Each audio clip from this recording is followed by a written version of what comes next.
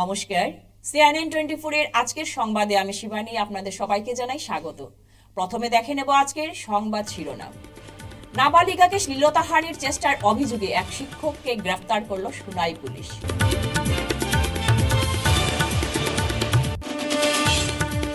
অযোধ্যায় ভগবান রামের প্রাণ প্রতিষ্ঠা উপলক্ষে শিলচরে শ্রীমদ ভাগবত কথা সপ্তাহ অনুষ্ঠানের সূচনা।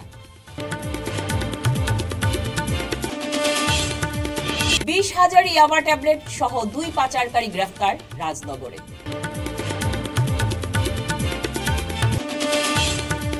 বরাকের প্রথম দিব্যাঙ্গ কনফারেন্স শিলচরে। হাজার সমস্যার মধ্যে থাকছে চাকরি, আয়ুষ্মান সহ বিভিন্ন সুযোগ।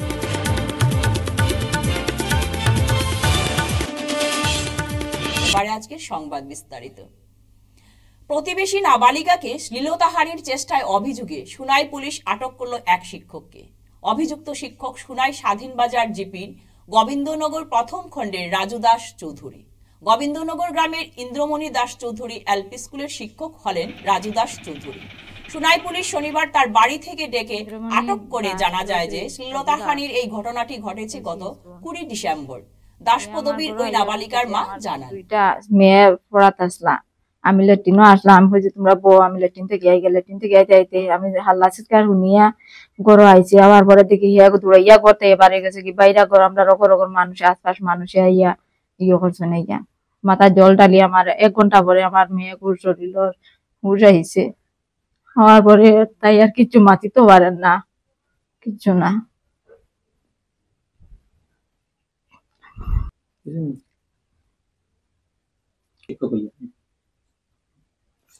অনেক ঘরে আইয়া ঢুকে ওরকম ব্যবহার করছে।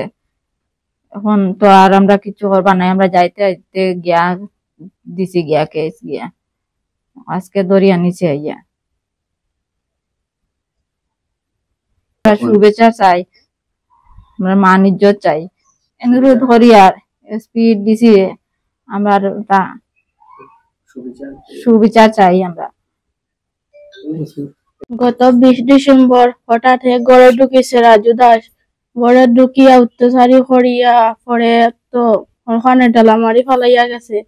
ফালানির পরে আমি বেহুশ হইয়া পরে মানুষ ঢুকিয়া মাথা জল দিয়া হুসাইছে। মা ঘরে আসলা না, মা ল্যাট্রিনও আসলা। আমার বাবা হাজতা কিনাইয়া সাতলো গেছেন দান দেওয়া। তারপরে হঠাৎ সুযোগ দেখে ঘরে ঢুকিয়া অত্যাচারী হরিয়া কারেন্ট লাগানিতে আসলা সাতলো আর লিল্টনের মধ্যে ফালাইয়া তুইয়া গেছে কি। পরে আমি বহুত একটু চোট পাইছি। অযোধ্যায় ভগবান রামের প্রাণ প্রতিষ্ঠা উপলক্ষে শিলচরে শ্রীমদ ভাগবত কথা সপ্তাহ অনুষ্ঠানের সূচনা হয়েছে। আজ সকালে শিলচর জেলা ক্রীড়া সংস্থা থেকে শ্রীমদ ভাগবত কথা সপ্তাহ কমিটির উদ্যোগে রথ সহ বাইক নিয়ে এক বিশাল আকারের র্যালি বের হয়। এই র্যালি শহরের প্রধান সড়ক হয়ে NS অ্যাভিনিউতে যায়। সেখান থেকে 108 জন মহিলারা কলস যাত্রাকে সাথে নিয়ে হাইলাকান্দি রোডের বিটি কলেজের নিকটে আসাম প্যালেসে গিয়ে এই র্যালি শেষ হয়। এই 7 দিন বৃন্দাবন থেকে 8 জন ধর্মগুরু উপস্থিত থেকে যজ্ঞ অনুষ্ঠান করবেন এবং কথা পাঠ করবেন।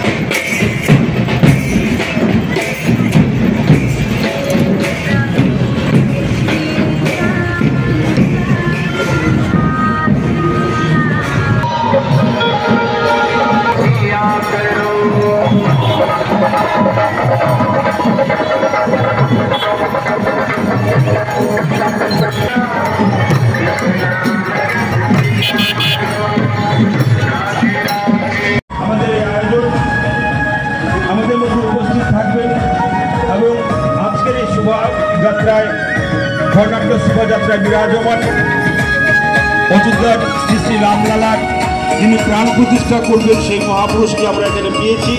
এছাড়াও ভারতবর্ষ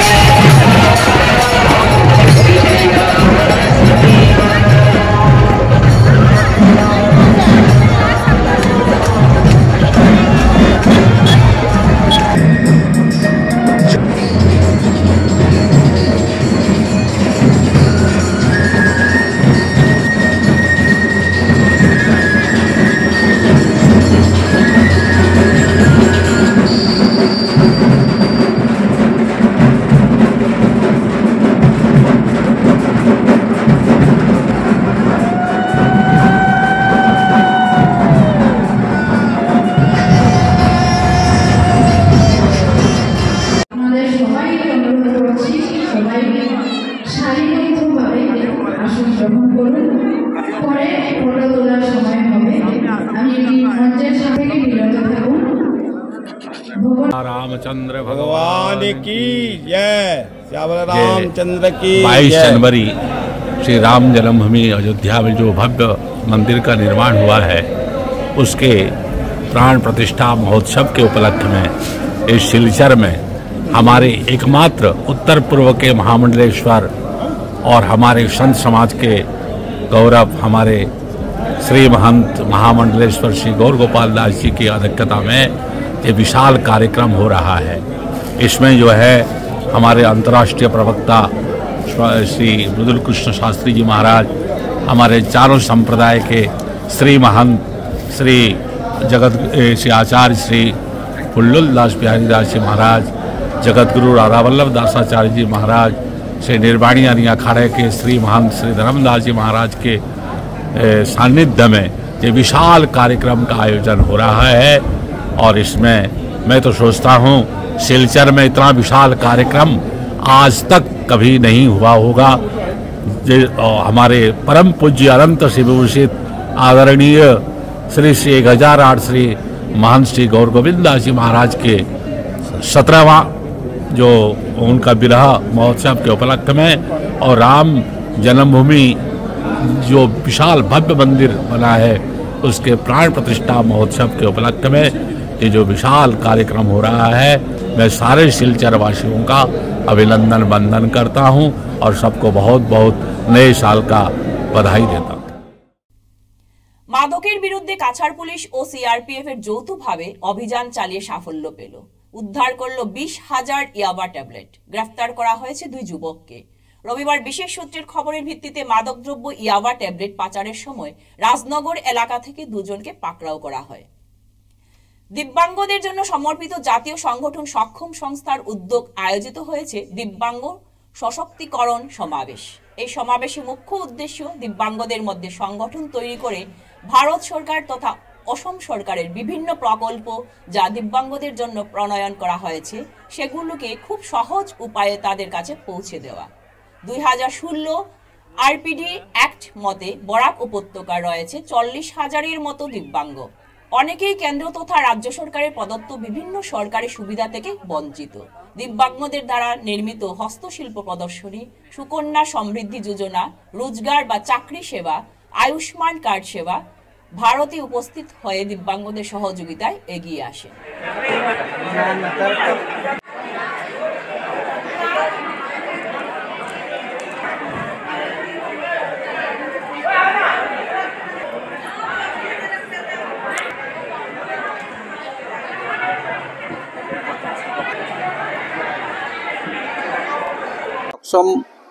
সাউথ আসামের পক্ষ থেকে আজকে এখানে দিব্যাঙ্গের জন্য একটি বিশেষ পদক্ষেপ নেওয়া হয়েছে।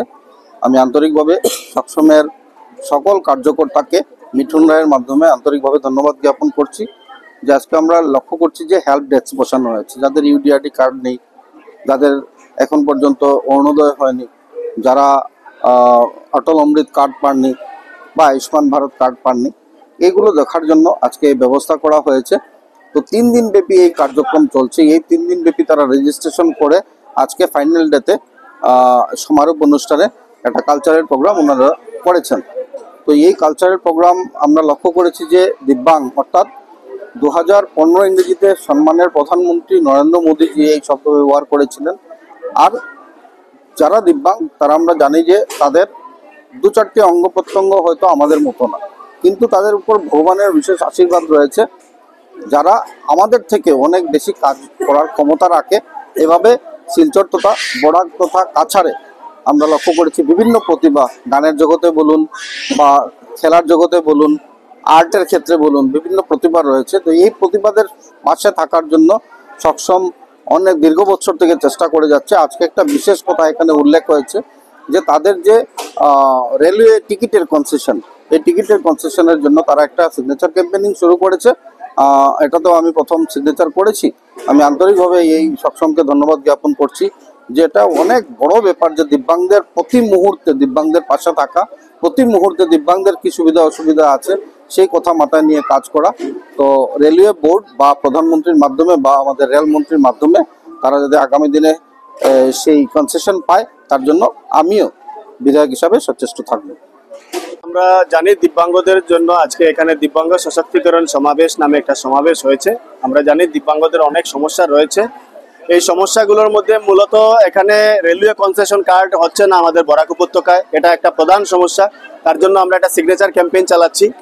আমাদের বরাক উপত্যকার দিব্যাঙ্গদেরকে চিকিৎসা সহায়তার জন্য ভালো টেকনিক্যাল এখানে কোনো ইনস্টিটিউট না থাকার কারণে সুদূর বেঙ্গালোর হায়দ্রাবাদে যেতে হয়, যেটা অনেক মা বাবার কাছে খুবই কষ্টকর, সেটা আমাদের কাছে সম্ভব না। তার জন্য আমরা এখান থেকে যাতে আগামীতে একটা দিব্যাঙ্গদের জন্য একটা টেকনিক্যাল ইনস্টিটিউট আমরা এখানে গঠন করতে পারি এবং একটা হোম তৈরি করতে পারি, যেটা আমাদের মাননীয় সভাপতি মহোদয় রয়েছেন, প্রোগ্রাম সভাপতি, উনি বলেছেন ওনার বক্তব্যেও।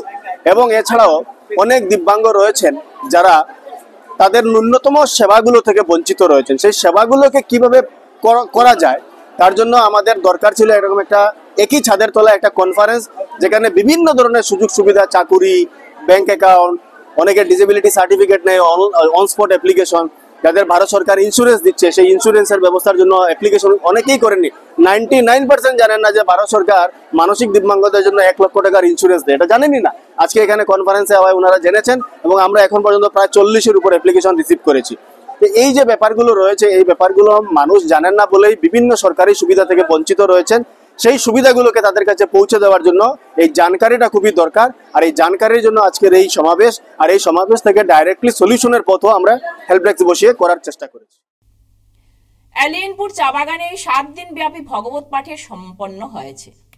এলিয়েনপুরে চা বাগানে 7 দিন ব্যাপী ভগবত পাঠের সমাপন হয়েছে। এলিয়েনপুর চা বাগানে গত সোমবার থেকে চলা ভগবত পাঠের আজ সকাল 8টায় সমাপন হয়। এদিন সকালে শতাধিক মহিলা ও পুরুষ এলিয়েনপুরে কুয়ারি থেকে সারিবদ্ধভাবে কলসি যাত্রা শুরু করেন। কুয়ারি থেকে জল নিয়ে তারা নাথপুর হয়ে এলিয়েনপুর নাচগড়ে আসেন। সেবা সমিতির পক্ষে কলসি যাত্রার নেতৃত্বে ছিলেন এলিয়েনপুর চা বাগান পঞ্চায়েত অজয় কুলমানি, বাপন চাষা সহ অন্যান্যরা। পরে অনুষ্ঠানে প্রধান পুরোহিত রাজরাম গোস্বামী জানান,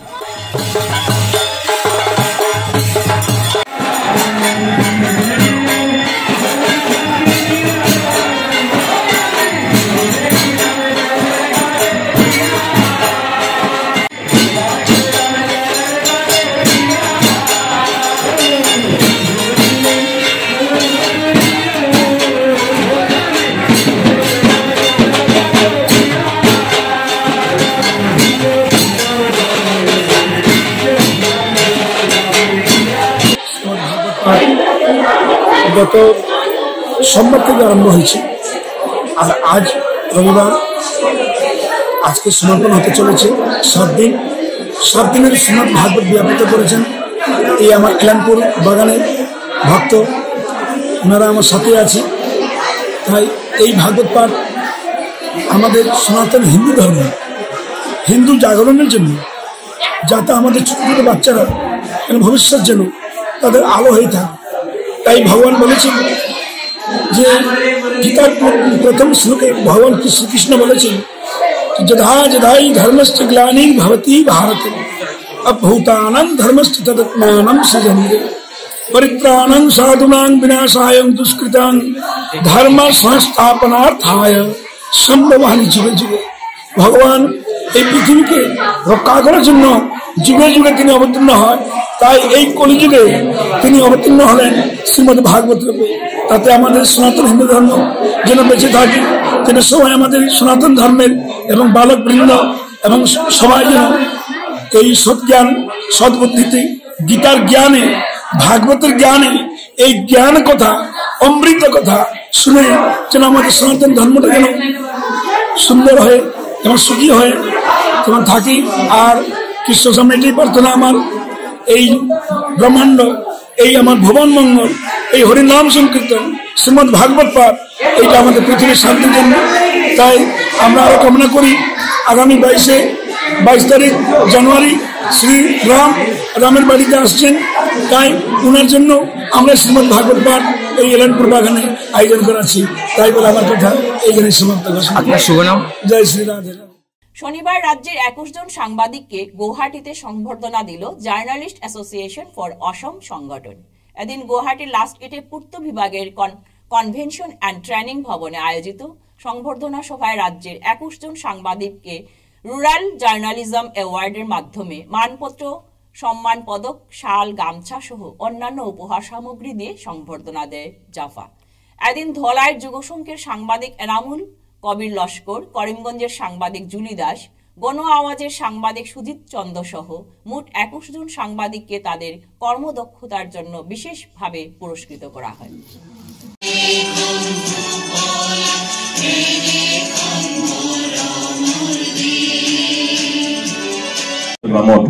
নিউজ ৰিডাৰবোৰক চাওঁ, আমি চাওঁ ইমান ধুনীয়া লাগি আছে, ইমান ধুনীয়াকে নিউজবোৰ ৰিড কৰি আছে, ইমান ধুনীয়া মেকআপ, ইমান ধুনীয়া চকু, ইমান ধুনীয়া প্ৰনাউন্সিয়েশ্যন, কিন্তু তাৰ পিছতো কিন্তু বহুত পেইনছ আছে। এই পেইনছবোৰ যেনেকৈ চাৰ্কাছত আপোনালোকে চাব, ইয়া কোনোবা এনেকৈ শ্ব'ত ক্লাউনবিলাকক, জোকাৰ্ছবিলাকক মেকআপ কৰাই দিয়ে,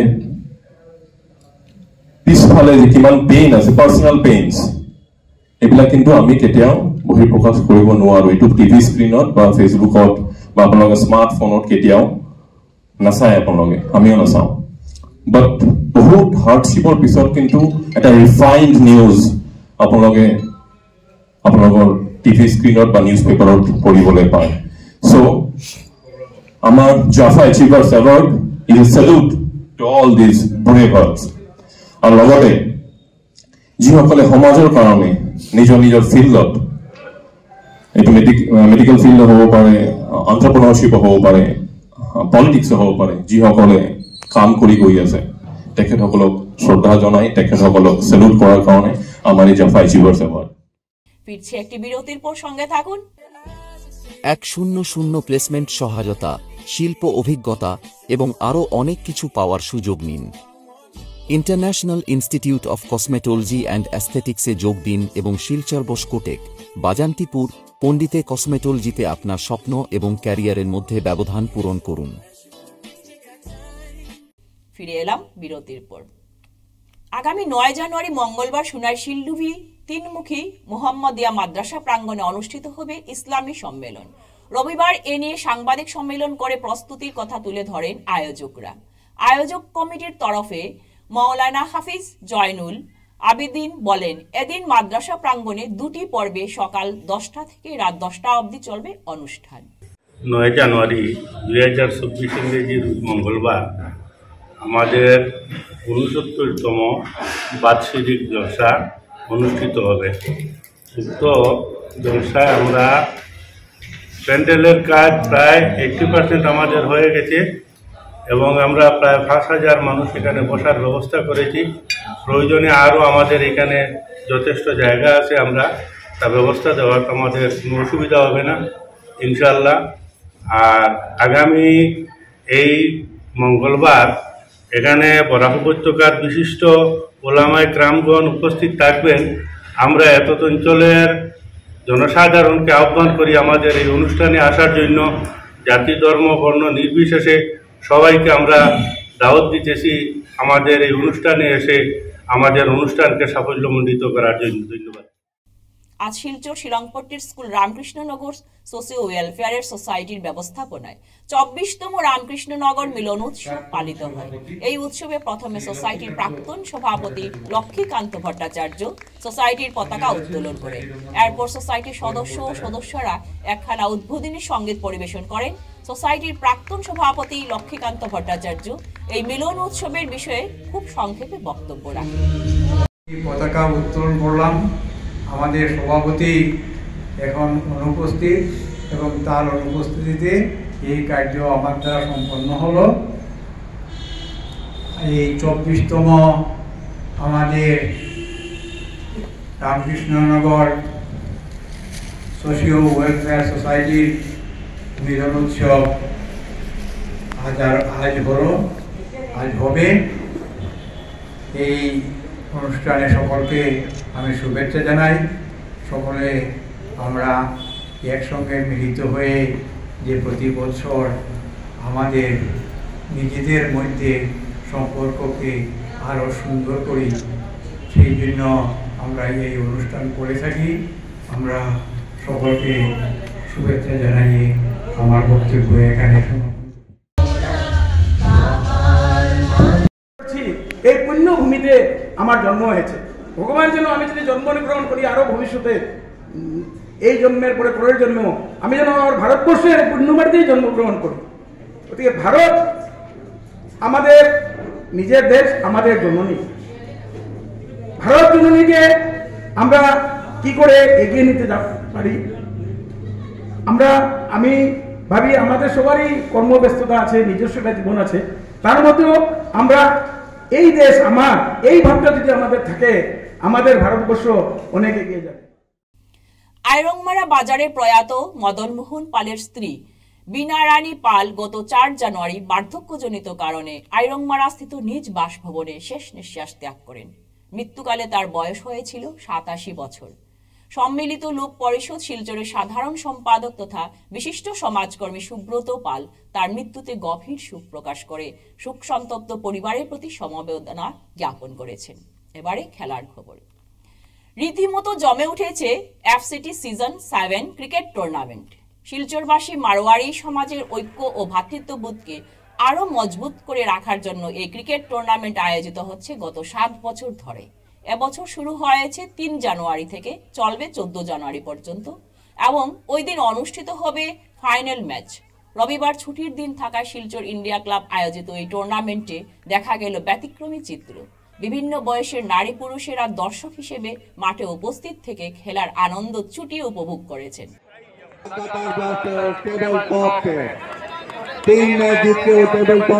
कोई भी हो लेकिन आज के हीरो रहे थे देवाराम। बहुत ही शानदार।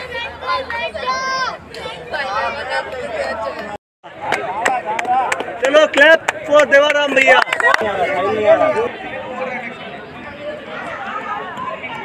का एफसीटी सीजन 7 जो है 2024 शुरू हुआ है 3 जनवरी से, और ये 14 जनवरी को इसका फाइनल मुकाबला खेला जाएगा। इसमें 3 ग्रुप है। एक ग्रुप हो गया सीनियर ग्रुप, एक हो गया जूनियर ग्रुप और एक हो गया वेटरन्स ग्रुप। सीनियर ग्रुप में 7 टीमें हैं, जूनियर ग्रुप में 2 टीमें हैं और वेटरन्स ग्रुप में 3 टीमें हैं। जूनियर का आपस में दोनों टीमों का बेस्ट ऑफ 3 मैचेज है, और जो 7 टीम्स का जो मैच है जो सीनियर का, वो सबका आपस में एक एक टीम के साथ में लीग मैच है। उसके बाद में सेमीफाइनल है और उसके बाद में 14 तारीख को उसका फाइनल का मुकाबला है। और वेटरन्स का है, हर टीम के साथ 2-2 मैच है और उसके बाद उनका सीधा फाइनल मुकाबला है। और ये टूर्नामेंट हम पिछले 7 सालों से कर रहे हैं।